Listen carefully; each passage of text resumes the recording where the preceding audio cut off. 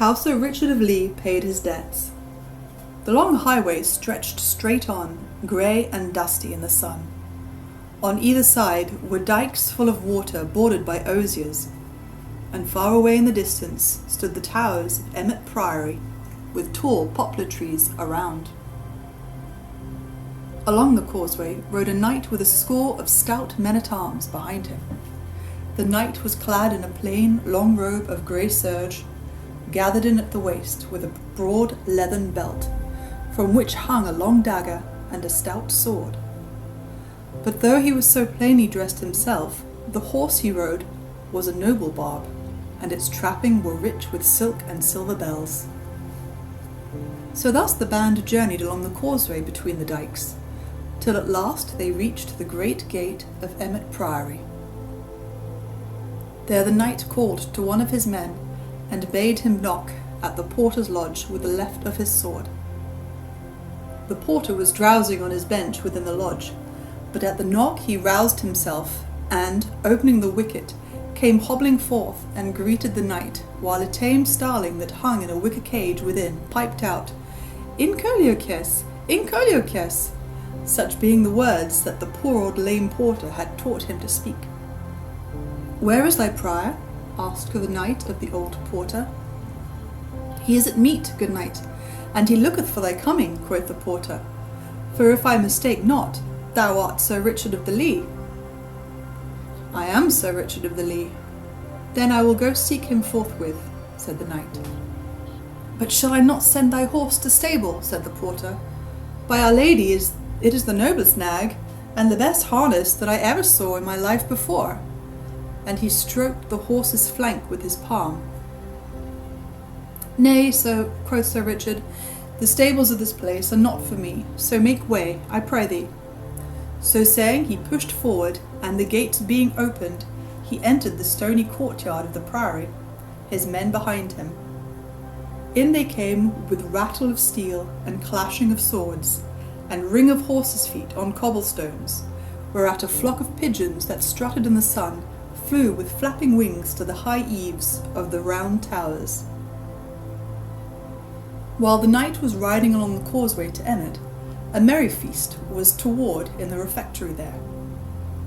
The afternoon sun streamed in through the great arched windows, and lay in broad squares of light upon the stone floor and across the board covered with a snowy linen cloth, whereon was spread a princely feast.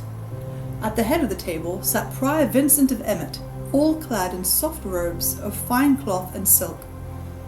On his head was a black velvet cap picked out with gold, and around his neck hung a heavy chain of gold, with a great locket pendant therefrom. Beside him, on the arm of his great chair, roosted his favourite falcon, for the prior was fond of the gentle craft of hawking. On his right hand sat the Sheriff of Nottingham, in rich robes of purple, all trimmed about with fur, and on his left a famous doctor of law in dark and sober garb. Below these sat the high cellarer of Emmet, and others chief among the brethren. Jest and laughter passed around, and all was as merry could be. The wizened face of the man of law was twisted into a wrinkled smile, for in his pouch were 80 golden angels, that the prior had paid him in fee for the case betwixt him and Sir Richard of the Lee. The learned doctor had been paid beforehand, for he had not overmuch trust in the holy Vincent of Emmet. Quoth the Sheriff of Nottingham, "But art thou sure, Sir Prior, that thou hast the land so safe?" "Ay, marry," said Prior Vincent, smacking his lips after a deep draught of wine, "I have kept a close watch upon him, albeit he was unawares of the same, and I know right well that he hath no money to pay me withal." "Ay, true," said the man of law in a dry, husky voice. "His land is surely forfeit, if he cometh not to pay. But, Sir Prior, thou must get a release beneath his sign manual, or else thou canst not hope to hold the land without trouble from him." "Yea," said the prior, "so thou hast told me ere now, but I know that this knight is so poor that he will gladly sign away his lands for 200 pounds of hard money. Then up spake the high cellarer, Methinks it is a shame to so drive a misfortunate knight to the ditch. I think it sorrow that the noblest estate in Derbyshire should so pass away from him for a paltry £500. Truly How now, broke in the prior in a quivering voice, his eyes glistening and his cheeks red with anger. Dost thou prate to my very beard, sir? By St. Hubert, thou hadst best save thy breath to cool thy pottage, else it may scald thy mouth. Nay, said the man of law smoothly, I dare swear this same knight will never come to settlement this day, but will prove recreant. Nevertheless, we will seek some means to gain his lands from him, so never fear. But even as the doctor spoke, there came a sudden clatter of horses' hoofs and a jingle of iron mail in the courtyard below. Then up spake the prior, and called upon one of the brethren that sat below the salt, and bade him look out of the window and see who was below, albeit he knew right well it could be none but Sir Richard. So the brother arose and went and looked, and he said, I see below a score of stout men-at-arms, and a knight just dismounting from his horse. He is dressed in long robes of grey, which methinks are of poor seeming, but the horse he rideth upon hath the richest coursing that ever I saw. The knight dismounts, and they come this way, and are even now below in the great hall. Lo, see you there now, quoth Prior Vincent. Here ye have a knight with so lean a purse as scarce to buy him a crust of bread to munch, that he keeps a band of retainers, and puts rich trappings upon his horse's hide, while his own back goeth bare. Is it not well that such men should be brought low? But art thou sure, said the little doctor tremulously, that this knight will do us no harm? Such as he are fierce when crossed, and he hath a band of naughty men at his heels. Mayhap thou hadst better give an extension of his debt. Thus he spake, for he was afraid Sir Richard might do him a harm. Thou needst not fear, said the prior, looking down at the little man beside him. This knight is gentle, and would as soon think of harming an old woman as thee. As the prior finished, a door at the lower end of the refectory swung open, and in came Sir Richard, with folded hands and head bowed upon his breast. Thus humbly he walked slowly up the hall, while his man-at-arms stood about the door. When he had come to where the prior sat, he knelt upon one knee. Save and keep thee, Sir Prior, said he. I am come to keep my day. Then the first word that the prior said to him was, Hast thou brought my money? Alas, I have not so much as one penny upon my body, said the knight, whereat the prior's eyes sparkled. Now thou art a shrewd debtor, I wot, said he. Then, Sir Sheriff, I drink to thee. But still the knight kneeled upon the hard stones, so the prior turned to him again. What wouldst thou have? Quoth he sharply. At these words, a slow red mounted into the knight's cheeks, but still he knelt. I would crave thy mercy, said he. As thou hopest for heaven's mercy, show mercy to me. Strip me not of my lands, and so reduce a true knight to poverty. Thy day is broken, and thy lands forfeit, said the man of law, plucking up his spirits at the knight's humble speech. Quoth Sir Richard, Thou man of law, wilt thou not befriend me in mine hour of need? Nay, said the other, I hold with this holy prior, who hath paid me my fees in hard gold, so that I am bounden to him. Wilt thou not be my friend, Sir Sheriff? Said Sir Richard. Nay, for heaven, quoth the Sheriff of Nottingham, this is no business of mine, yet I will do what I may. And he nudged the prior beneath the cloth with his knee. Wilt thou not ease him of some of his debt, Sir Prior? At this the prior smiled grimly. Pay me £300, Sir Richard, said he, and I will give thee quittance of thy debt. Thou knowest, Sir Prior, that it is as easy for me to pay £400 as 300, said Sir Richard. But wilt thou not give me another 12-month to pay my debt? Not another day, said the prior sternly.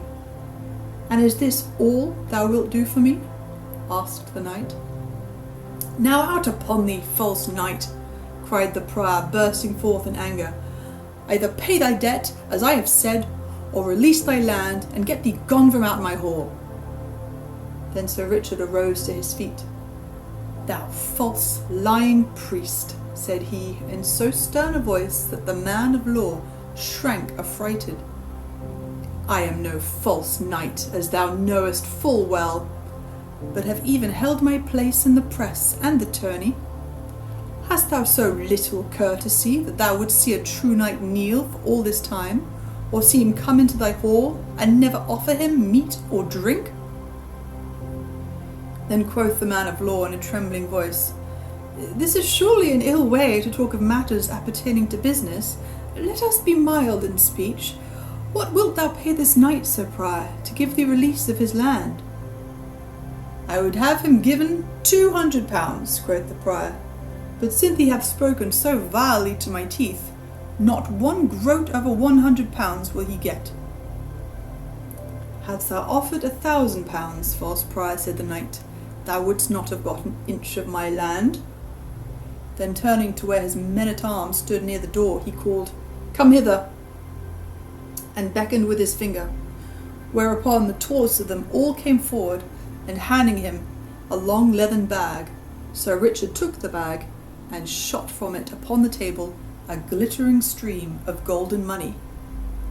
Bear in mind, Sir Prior, said he, that thou hast promised me quittance for £300.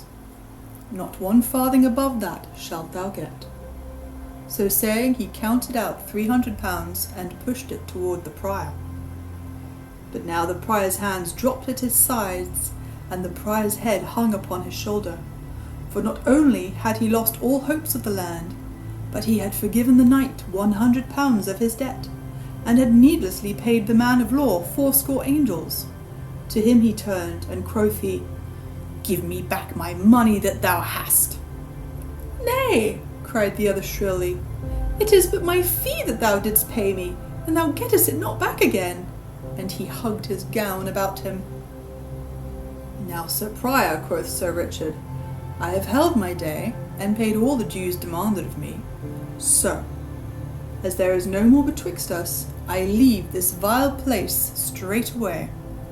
So saying, he turned upon his heel and strode away. All this time the sheriff had been staring with wide open eyes and mouth agape at the tall man-at-arms, who stood as though carved out of stone. At last he gasped out, Reynold Greenleaf! At this the tall man-at-arms, who was no other than Little John, turned, grinning, to the sheriff. I give thee good den, fair gossip, quoth he. I would say, sweet sheriff, that I have heard all thy pretty talk this day, and it shall be duly told unto Robin Hood. So farewell for the nonce, till we meet again in Sherwood Forest. Then he also turned and followed Sir Richard down the hall, leaving the sheriff, all pale and amazed, shrunk together upon his chair. A merry feast it was to which Sir Richard came, but a sorry lot he left behind him, and little hunger had they for the princely food spread before them. Only the learned doctor was happy, for he had his fee. Now a 12-month and a day passed since Prior Vincent of Emmet sat at a feast, and once more the mellow fall of another year had come. But the year had brought great change, I wot, to the lands of Sir Richard of the Lea. For where before shaggy wild grasses grew upon the meadowlands, now all stretch away in golden stubble, betokening that a rich and plentiful crop had been gathered therefrom. A year had made great changes in the castle also, for where there were empty moats and the crumbling of neglect, all was now orderly and well kept. Bright shone the sun on battlement and tower, and in the blue air overhead a hawk of clattering jackdaws flew around the gilded weather vane and spire. Then, in the brightness of the morning, the drawbridge fell across the moat with a rattle and clank of chains. The gate of the castle swung slowly open, and a goodly array of steel-clad men-at-arms, with a knight all clothed in chainmail, as white as frost on briar and thorn of a winter morning, came flashing out from the castle courtyard. In his hand the knight held a great spear, from the point of which fluttered a blood-red pennant as broad as the palm of one's hand. So this troop came forth from the castle, and in the midst of them walked 3 pack horses, laden with parcels of diverse shapes and kinds. Then rode forth good Sir Richard of the Lea to pay his debt to Robin Hood this bright and merry morn. Along the highway they wended their way, with measured tramp of feet, and rattle and jingle of sword and harness. Onward they marched, till they came nigh to Denby, where from the top of a hill they saw, over beyond the town, many gay flags and streamers floating in the bright air. Then Sir Richard turned to the man-at-arms nearest to him. "What is toward yonder at Denby today?" quoth he. "Please your worship," answered the man-at-arms, "a merry fair is held there today, and a great wrestling match, to which many folk have come, for a prize have been offered, of a pipe of red wine, a fair golden ring, and a pair of gloves, all of which will go to the best wrestler." "Now by my faith," quoth Sir Richard, who loved good manly sports right well, "this will be a goodly thing to see. Methinks we have to stay a little while on our journey and see this merry sport." So he turned his horse's head aside toward Denby and the fair, and thither he and his men made their way. There they found a great hubbub of merriment. Flags and streamers were floating, tumblers were tumbling on the green, bagpipes were playing, and lads and lasses were dancing to the music. But the crowd were gathered most of all around a ring where the wrestling was going forward, and thither Sir Richard and his men turned their steps. Now when the judges of wrestling saw Sir Richard coming and knew who he was, the chief of them came down from the bench where he and the others sat, and went to the knight and took him by the hand, beseeching him to come and sit with them and judge the sport. So Sir Richard got down from his horse and went with the others to the bench raised beside the ring. Now there had been great doings that morning, for a certain yeoman named Egbert, who came from Stoke, over in Staffordshire, had thrown with ease all those that came against him. But a man of Denby, well known through all the countryside as William of the Scar, had been biding his time with the Stoke man. So, when Egbert had thrown everyone else, stout William leapt into the ring. Then a tough bout followed, and at last he threw Egbert heavily, whereat there was a great shouting and shaking of hands, for all the Denby men were proud of their wrestler.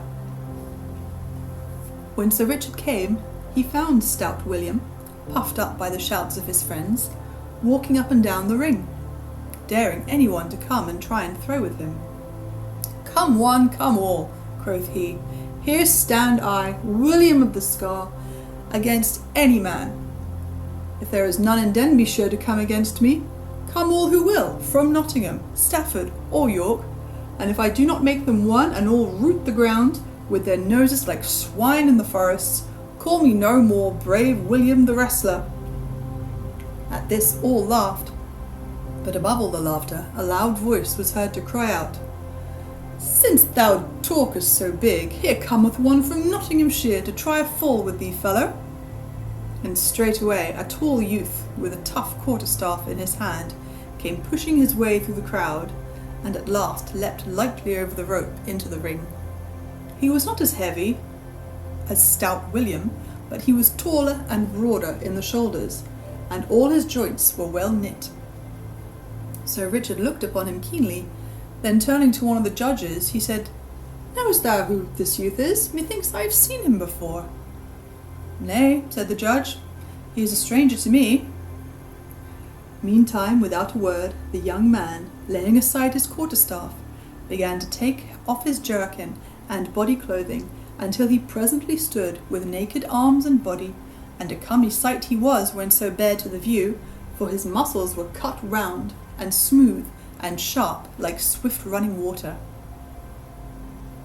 And now each man spat upon his hands, and clapping them upon his knees, squatted down, watching the other keenly, so as to take the vantage of him in the grip.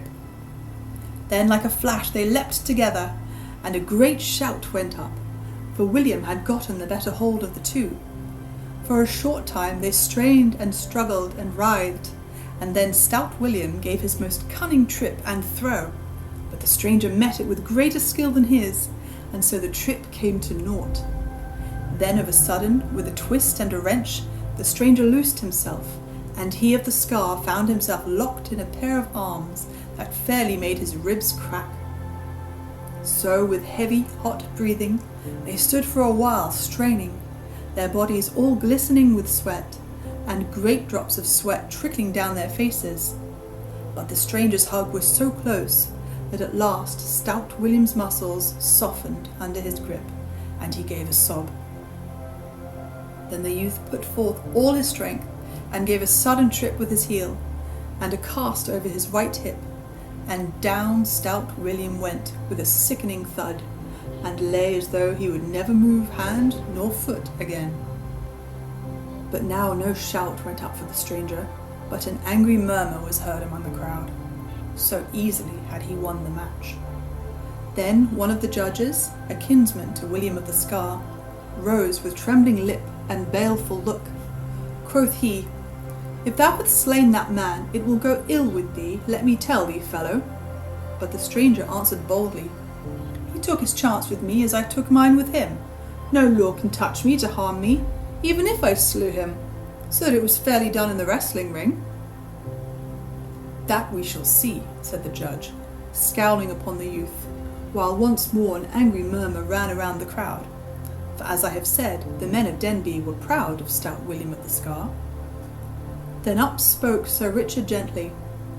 "Nay," said he, "the youth is right. If the other dieth, he dieth in the wrestling ring, where he took his chance, and was cast fairly enow."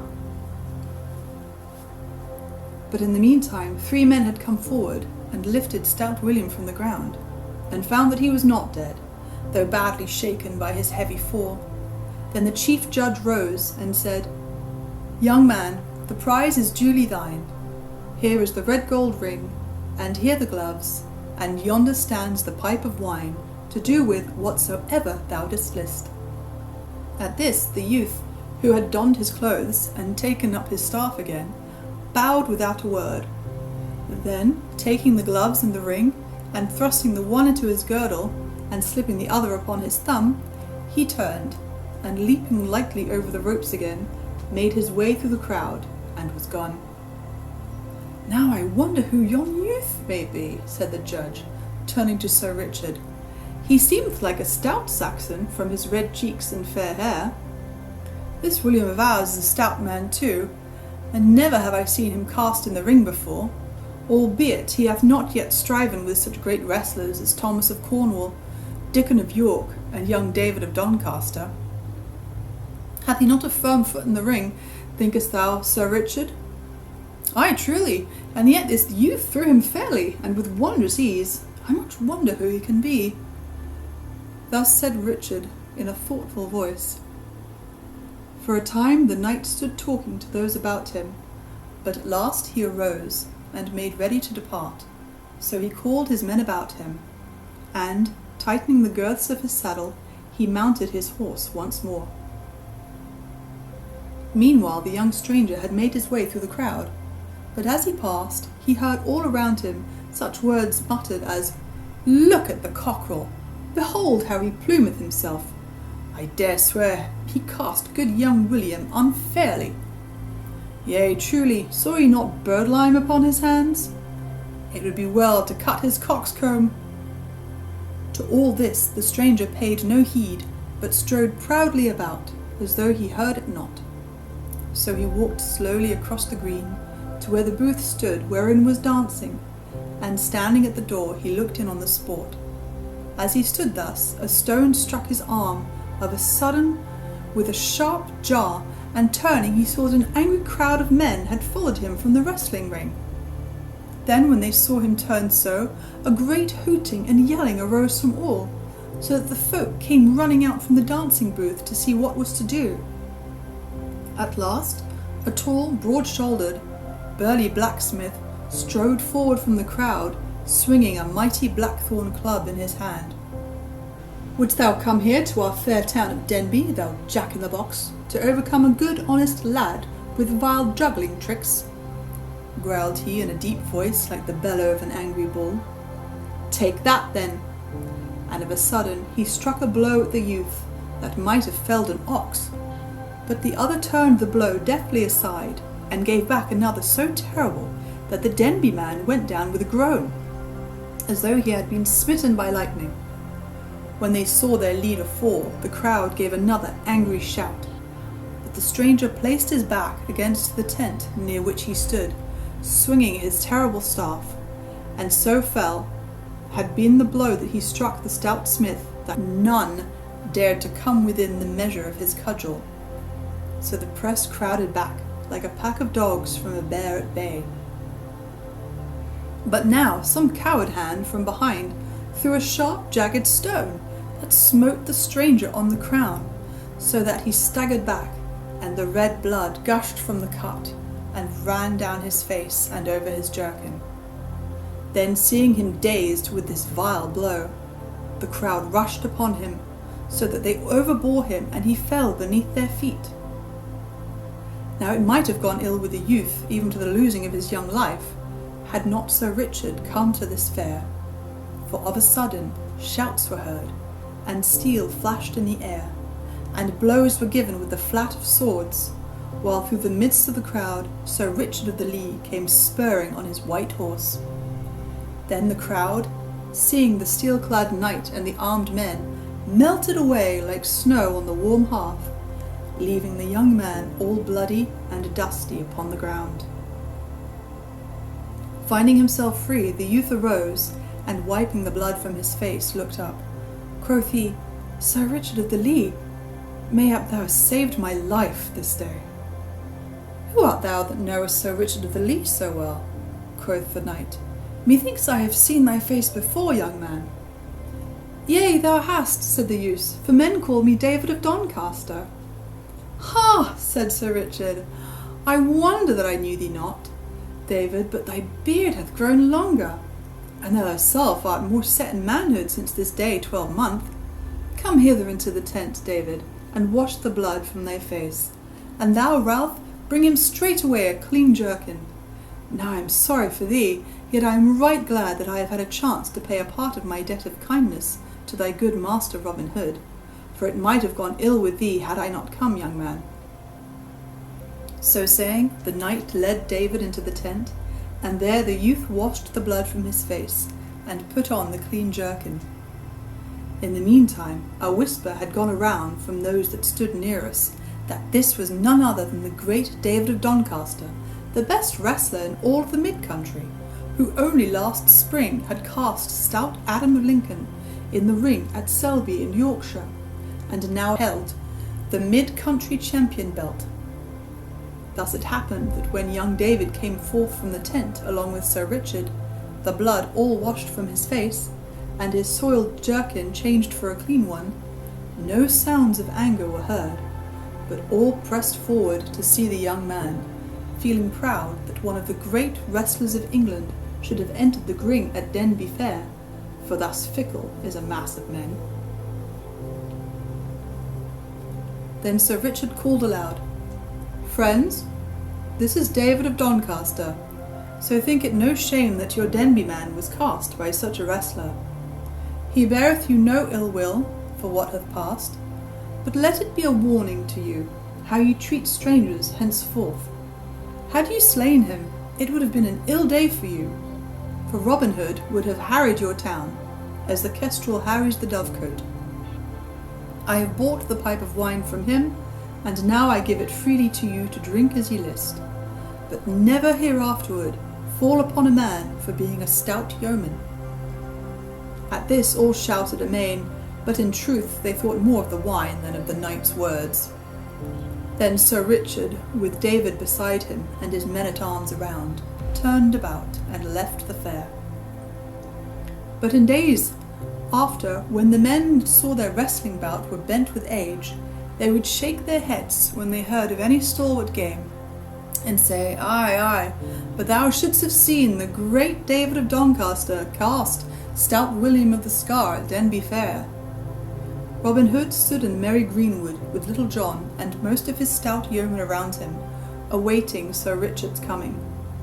At last a glint of steel was seen through the brown forest leaves, and forth from the covert into the open rode Sir Richard at the head of his men. He came straight forward to Robin Hood, and leaping from off his horse, clasped the yeoman in his arms. "Why, how now?" said Robin after a time, holding Sir Richard off and looking at him from top to toe. "Methinks thou art a gayer bird than when I saw thee last." "Yes, thanks to thee, Robin," said the knight, laying his hand upon the yeoman's shoulder. "But for thee, I would have been wandering in misery in a far country by this time. But I have kept my word, Robin, and have brought back the money that thou didst lend me, and which I have doubled 4 times over again, and so became rich once more. Along with this money, I have brought a little gift to thee and thy brave men from our dear lady and myself." Then, turning to the men, he called aloud, "Bring forth the pack horses." But Robin stopped him. "Nay, Sir Richard," said he, "think it not bold of me to cross thy bidding, but we of Sherwood do no business till after we have eaten and drunk." Whereupon, taking Sir Richard by the hand, he led him to the seat beneath the greenwood tree, while others of the band came and seated themselves around. Then quoth Robin, "How cometh it that I saw young David of Doncaster with thee and thy men, Sir Knight?" Then straightway the knight told her all about his stay at Denby, and of the happening at the fair, and how it was like to go hard with young David. So he told his tale, and quoth he, "It was this, good Robin, that kept me so late on the way. Otherwise I would have been here an hour agone." Then when he had done speaking, Robin stretched out his hand and grasped the knight's palm. Quoth he in a trembling voice, "I owe thee a debt I can never hope to repay, Sir Richard, for let me tell thee, I would rather lose my right hand than have such ill befall young David of Doncaster as seemed like to come upon him at Denby." So they talked until after a while one came forward to say that the feast was spread, whereupon all arose and went thereto. When at last it was done, the knight called upon his men to bring the pack horses forward, which they did according to his bidding. Then one of the men brought the knight a strong box, which he opened and took from it a bag, and counted out 500 pounds, the sum he had gotten from Robin. "Sir Richard," quoth Robin, "thou wilt pleasure us all if thou wilt keep the money as a gift from us of Sherwood. Is it not so, my lads?" All shouted, "Aye," with a mighty voice. "I thank you all deeply," said the knight earnestly, "but I took it not ill of me if I cannot take it. Gladly have I borrowed it from you, but it may not be that I can take it as a gift." Then Robin Hood said no more, but gave the money to Little John to put away in the treasury, for he had shrewdness enough to know that naught breeds ill will and heart bitterness like gifts forced upon one that cannot choose but take them. Then Sir Richard had the packs laid upon the ground and opened, whereupon a great shout went up that made the forest ring again, for lo, there were 10 bows of finest Spanish yew, all burnished till they shone again, and each bow inlaid with fanciful figures in silver, yet not inlaid so as to mar their strength. Beside these were 10 quivers of leather, embroidered with golden thread, and in each quiver were a score of shafts with burnished heads that shone like silver. Each shaft was feathered with peacock's plumes, inocked with silver. Sir Richard gave to each yeoman a bow and a quiver of arrows, but to Robin he gave a stout bow inlaid with the cunningest workmanship in gold, while each arrow in his quiver was inocked with gold. Then all shouted again for joy of the fair gift, and all swore among themselves that they would die if need be for Sir Richard and his lady. At last the time came when Sir Richard must go, whereupon Robin Hood called his band around him, and each man of the yeomen took a torch in his hand to light the way through the woodlands. So they came to the edge of Sherwood, and there the knight kissed Robin upon the cheeks, and left him, and was gone. Thus Robin Hood helped a noble knight out of his dire misfortunes, that else would have smothered the happiness from his life.